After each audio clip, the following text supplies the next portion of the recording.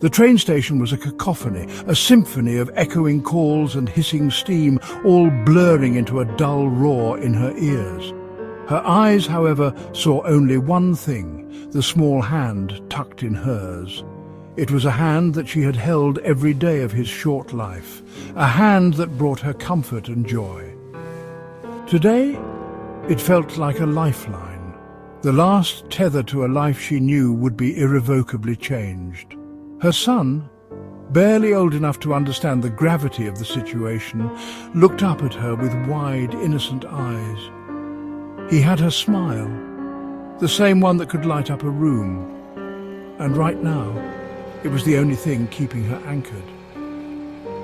"I'll be back soon," she whispered, her voice thick with unshed tears. It was a promise she desperately needed him to believe, a promise she clung to with all her might. He squeezed her hand, his small brow furrowed in confusion. "Promise?" he asked, his voice barely a whisper above the din of the station. "Promise," she repeated, forcing a smile onto her face. "I wouldn't miss your birthday for the world." But even as the words left her lips, a seed of doubt burrowed deep in her heart. The train's horn blared, a mournful cry that sliced through the air and her heart. This was it. The moment she had dreaded, the moment that replayed in her nightmares, was now upon her.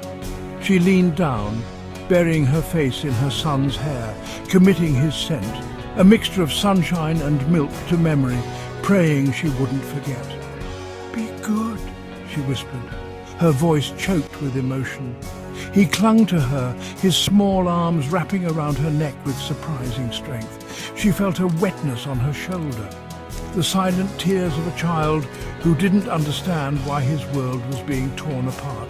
And in that moment, she almost faltered, almost swept him up in her arms and ran. Consequences be damned. But the shriek of the train spurred her into action. With a final gut-wrenching kiss on his forehead, she pried herself away, each movement feeling like shards of glass piercing her soul.